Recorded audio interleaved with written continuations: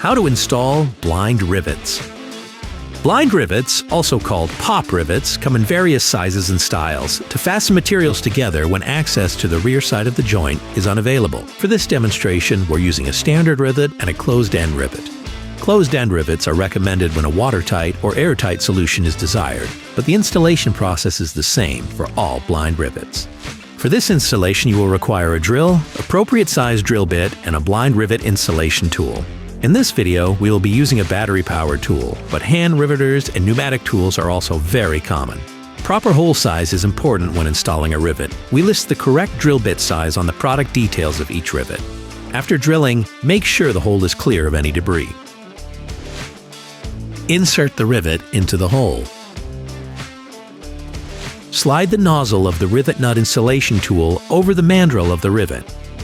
Compress the rivet until the mandrel breaks off, signaling that the rivet has been installed. For more information on sizing and installing blind rivets, visit boltdepot.com. Fastener shopping made easy.